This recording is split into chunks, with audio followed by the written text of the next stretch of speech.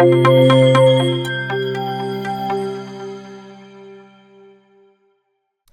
morning, good afternoon, good evening, wherever you are in the world. Welcome back to the podcast Hidden Points, where we discuss our hidden points tied to all things career services and professional development. My name is Kevin Huang. I am one of the career coaches here for the College of Health and Public Service, specifically supporting criminal justice majors, emergency administration and planning, as well as public administration. Yes, and my name is Maya McMillan.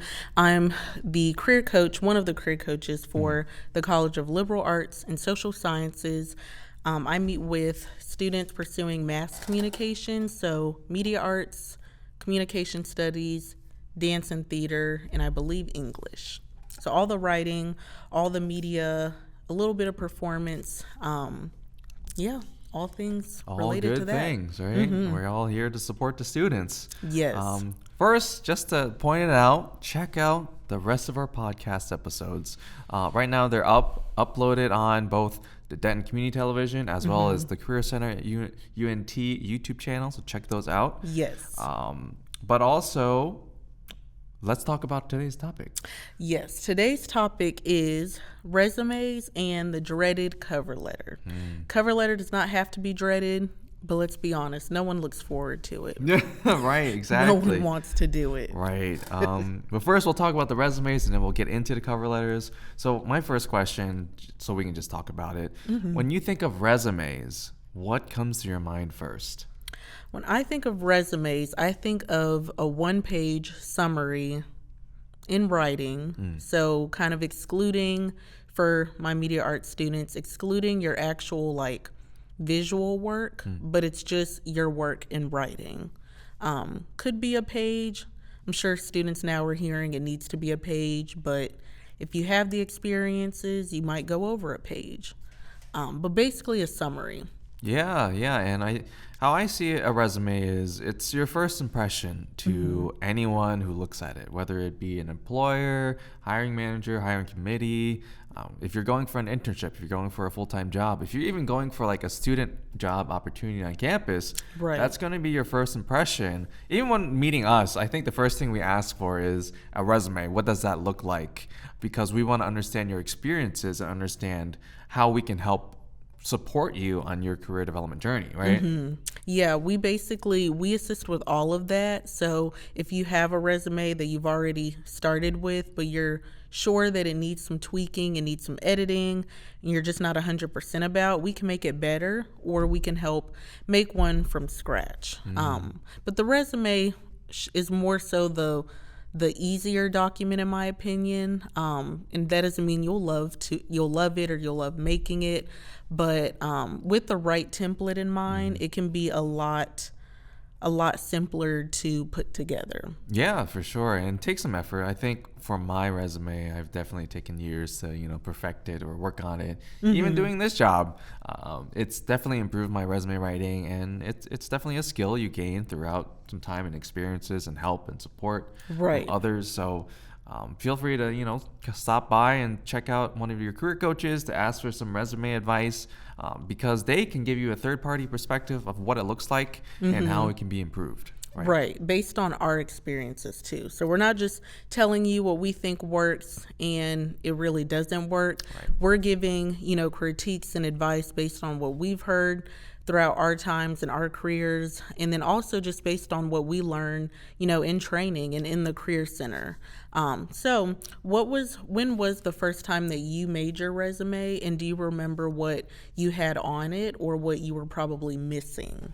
What information you were missing? Yeah, I think I did my first resume in middle school, maybe 8th grade. That's early. It was early. So because it was so early, I did not have any work experience on my resume. I think the closest thing to work experience was probably snow shoveling or babysitting my younger brothers. And that's probably about it. And I had that on my resume. I looked at it recently, I think over the winter break. When I went home, I got to see, oh, wait, there's my resume from way back when. Probably it was a really bad resume, right? And that's where I started. And you can start anywhere you want, You but that's where I can. started really early. What about you, Maya? The first time I made one was in high school. So I'm laughing at you starting in middle school, but I probably made one like right out of middle school. And that was because once I turned 16, maybe even 15, that's when I started looking for my first job. And so that's when I needed a resume was, for those applications. And to start that search, could not tell you what my resume looked like, but I'm sure it was missing a lot of information, valuable information too. Yeah, and I mean, eventually you'll get more of that experience, especially with that part-time job or that job. Because it was part time, I was Right. not full time. Exactly. So you're gonna build on that eventually, and that goes with any kind of part-time job, whether it be on campus, whether it be an internship, or maybe something off campus too. So Yeah, that's something really important. So most definitely. yeah. So my question for us to talk about now is, when did you first work on your resume with intentionality, and why? But I guess you kind of answered it because you were looking for a job with your Yes. resume. So talk a little bit more about that. Yeah, so I made the resume for the first time when I was looking for that first job as a teenager. And then I would say the first time that I was actually more intentional with what went on my resume was in college and undergrad.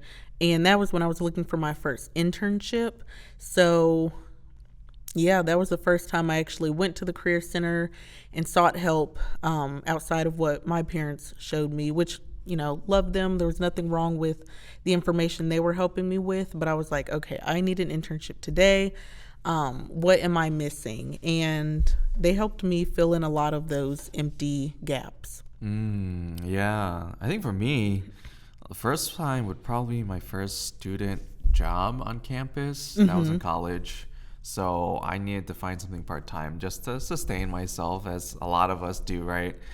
Trying to pay for college, but also trying to live and figure things out. So that was the Yes. first time I was like, oh, I need a job, so I need a resume. So I think I got some help somehow. I don't know who I got help from, thinking back, because my parents I'm a first generation college student, so my parents didn't know how to do like resumes and all that stuff. So it must have been someone close to me, or maybe a professor that could Yeah. help me with my resume.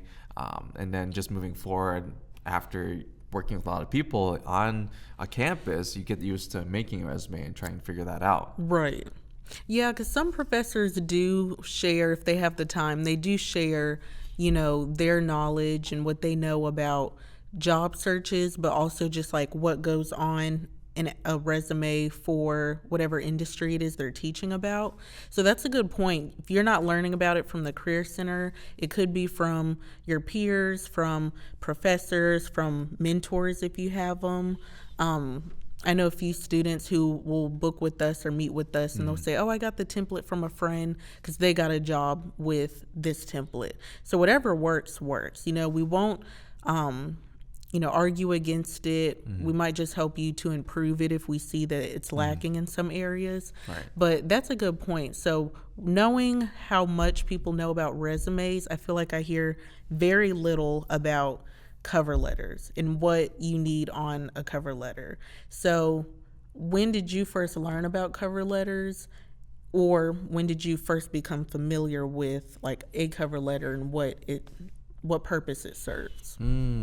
Good question. Good question. I think I wasn't really serious about cover letters until I applied for grad school. And, it's like a mix of, it's a personal statement slash cover Yes. letter. I was going to say the same thing Yeah, they're very similar. Okay. about the personal statement. Yeah. Yeah. It's very similar. And obviously, after grad school, finding a job. That's really important to have a really good cover letter. Yeah. Because cover letters just show off who you are as a person. Yeah. A little bit more beyond what is like showcased on your resume.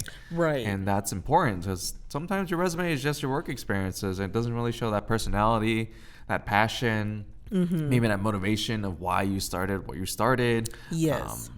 For example, I'm in the higher education field as well as Maya, so understanding why we got to this place and what we want to do and how we want to support students was really important to put on a cover letter. Yes. And if I didn't have a cover letter, they would never know why I did and why I started grad school, or what I intend to do Yes. eventually. So cover letters are very, very useful, and they were very useful for me applying to grad school, getting into grad school, because that was one of the big main points of why I was a good candidate for grad school. Was because of your letter. Yeah, my faculty were like, this is a fantastic personal statement.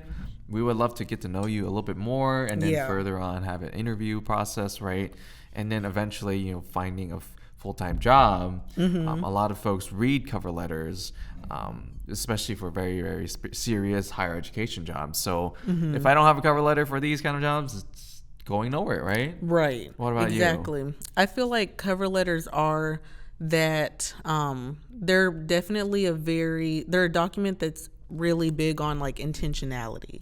So anyone can say what they've done on their resume, what they learned from it, but anything, like you said, that doesn't fit on your resume can go on the cover letter. So you don't want your cover letter to be an entire repetition of your resume, but be very intentional with your passions, what drew you to the major you chose or the career you're pursuing. But just like Kevin said, I see it as a personal statement. And some students might think, personal statement and a cover letter, like those are very different, but really they have the same idea in mind, which is, kind of telling your story. So like what drew you to that? So like a perfect example, you said you used it for your grad school application. Right. And I think I first used it for like the internship search too.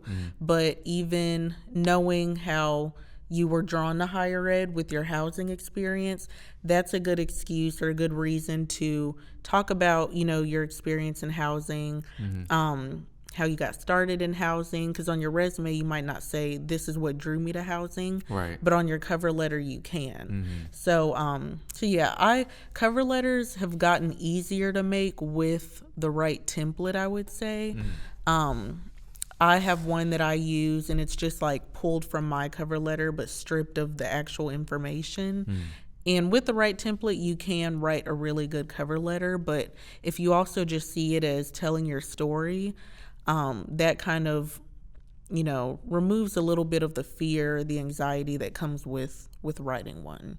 Yeah, and as you go through life experiences, as you gain more experiences, internships, work experience, your cover letter is going to change, and it's going to evolve. It's going to have more experiences and qualifications and skill sets that you're going to offer in that personal statement, in that essay that you can talk about. Yes. And you can make it however you want, right? And eventually it's going to sound really, really impressive. Maybe like when you first start making your cover letter, it might not be the most impressive thing that you have. And that's okay. That's all right. Yeah, and that's what we're here for. But also, if you start to work on your cover letter, maybe you meet a career coach and then they advise you on a direction. Maybe you have a certain career in mind, or maybe a future in mind, and you want to head towards that, but you're missing some components. Maybe it's in your cover letter, maybe it's in your resume. But as long as we can hone in on that and think about how you can obtain those experiences, then we could put that on your cover letter, then we could put that on your resume, and it's going to make you an overall really strong candidate for the field that you're going into. Yes, I agree. And definitely, if you think a cover letter is not as important as the resume or doesn't serve as great of a purpose, just remind yourself that so I always say never, complete an application without both.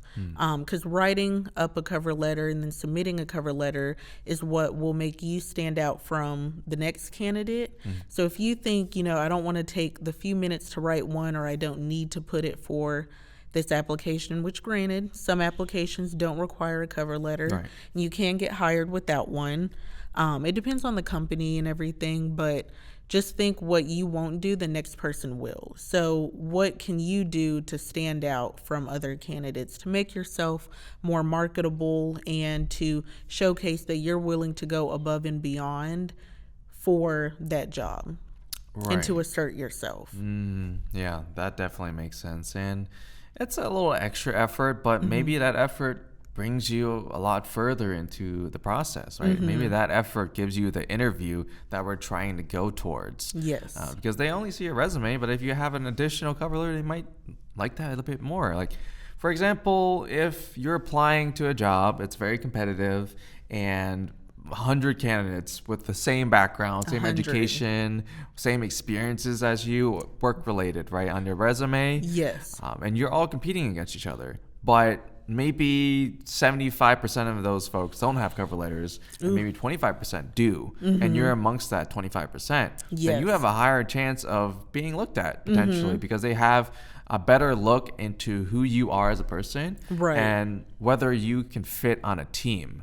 And that's typically what you're looking towards. Sometimes there are jobs where you're not really a part of a team, but most of the time, almost all of the time, I feel there is some kind of team component, and you have to try to fit within that kind of like circle of folks, right? Yes, because and that's a good way to look at it too, because obviously when you submit applications, you're not sure how many other people are applying for that. It's almost like submitting it and then hoping for the best. So when you look at it on that scale of like 100 other people applied for the job, that really sets in motion like, okay, where do I stand amongst those 100 applicants? So great way to look at it. Yeah, for sure.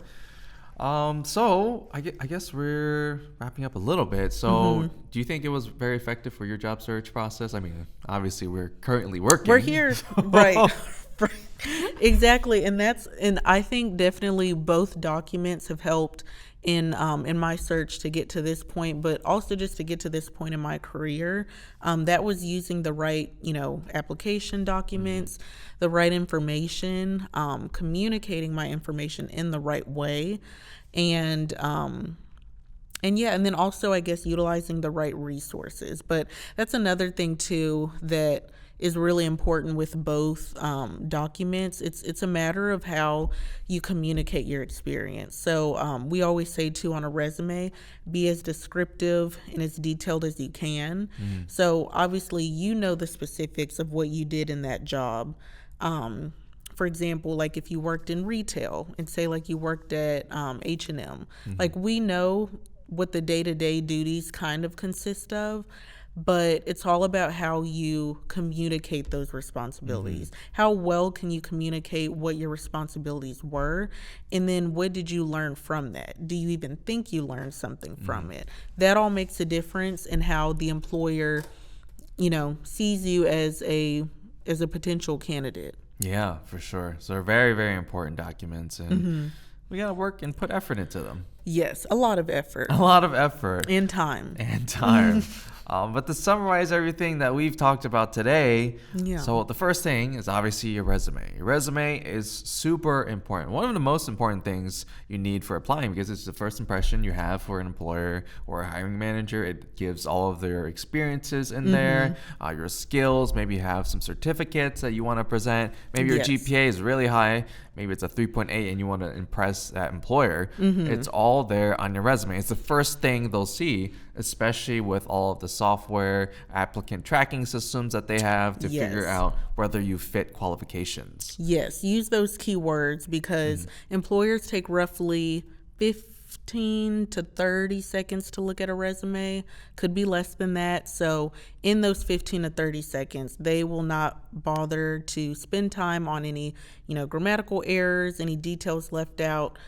So keywords really help you stand out amongst other candidates, and they help make the actual reading and searching process a lot easier for employers. So other things we touched on today is cover letters. Cover letters tell an employer who you are. They're another way to reassert yourself as a potential candidate and to further explain anything that you could not fit on a resume. Yeah, and also you have the ability to show that you've researched that company or department or agency, wherever it might be, and show them, hey, I'm excited to be a part of this project. I'm excited to be a part of the company because of these values, this mission, and it connects back to who you are as a person and your experiences. Yes. So that's something you can also present on the cover letter. And also remember that this is a lifelong learning process.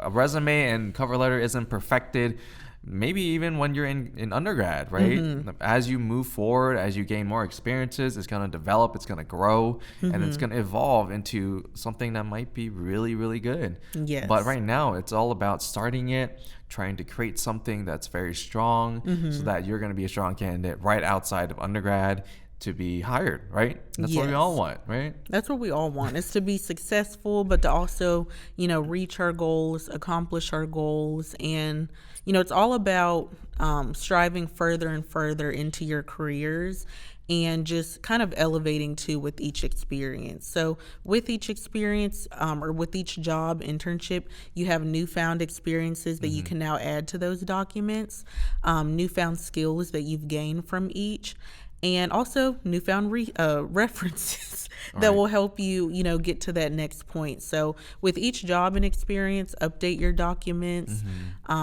include information that, you may have not had before that now will help you for the next opportunity. Exactly. So Yeah. work on perfecting both. Yes. So that you can present your best self. So you can have the highest chance of success. That's important. And sometimes you have second chances, sometimes you don't. So it's really about showing yourself off perfectly or close to perfect, right? Best impression at the start so that you have that high chance of succeeding. So we just want you all to succeed, to land that job, and to just find your way, find your life. Yes, exactly. Well said. Yeah. Well said. Just a few announcements too. So we do still have career fairs and our networking events happening throughout the semester. So you can go to Handshake under events and look at all the details for our events, look at locations, times, how many or what employers will be at all of our events. They're great recruiting opportunities. So if you are internship searching right now, because it is internship season, we encourage you all to go to those events, take advantage, network with employers, and you never know, you might get an interview on the spot. Yeah, and it's free as a student, so and as alumni. So I'm sure we have other folks that aren't alumni or students that come by too that just want to check out our career fairs. So always accessible to you all. You can go to any, even if your major is very specific. Maybe you're a criminal justice major, but you want to go to the business career fair. You can do that, 100%. Yes. A lot of things are transferable. You have a lot of skills that are transferable. So don't be afraid of going to other career fairs that might not be labeled as your specific major. Your major, yes. Right. Good point. Because any employer might need help in certain areas that do align with your major. So like this week alone is the sports management fair. Even if you're not a business major, still take advantage. And if you're nervous before going into those fairs, or you feel like you don't have your things together, book an appointment with a career coach and we can help you prepare for those fairs. Yeah. Sounds good. And last but not least, this is our birthday episode for Kevin. So by the time this comes out, his birthday will have passed. Yes. But if you see Kevin in these streets, wish him a happy belated birthday. Thank you. I appreciate that, Maya. I really do. But with that, I guess we're finished with this episode. Thanks for stopping in. Thanks for listening in. Hopefully you'll tune in to the next episode. Yes. All right. Yes. Sounds good. I'll see you all next time.